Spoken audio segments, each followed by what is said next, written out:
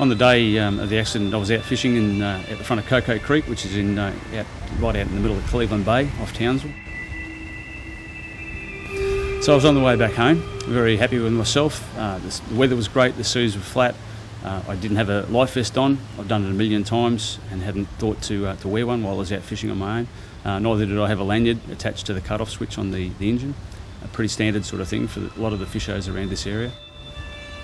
And I reached forward to get a packet of chips out of the side console of my boat, and at that point my boat hit a small patch of rough water, and it was just enough to put me off balance. Next thing I knew, I was falling forward off balance, and unfortunately I let go of the tiller to steady myself on the esky. At that point the tiller pushed hard to the left. As I reached, the back of the boat dug in, and next thing you know I was flying over the back of the boat and landed in the water. It happened in a couple of seconds. It was almost instantaneous and just indicated how quickly things can go wrong in a boat.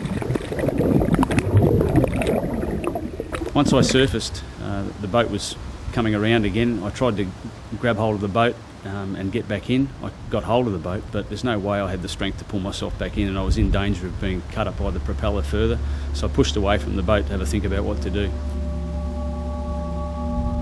I wasn't sure how long it would be before another boat came along, so I decided the best course of action was to swim over towards Alligator Creek, where I'd seen boats before, and there was a marker in the entrance to that creek as well, so if nothing else I could use that marker to have a bit of a rest. It took me about 50 minutes to swim from where I was in the water to the marker, and I was there for about 15 minutes. After I arrived at the marker, the helicopter arrived on the scene of my boat. Someone had come across my boat, and the helicopter took about 15 minutes in its search pattern before it came across me. Simple decision I made not to wear a life vest or use a cut-off lanyard.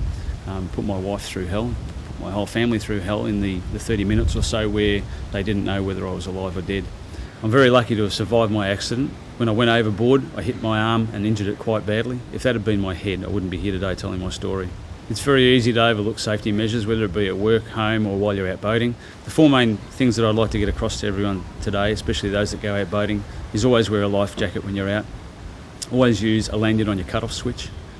If you can avoid it, don't go out on your own, and always tell someone where you're going. Those simple things will help save your life.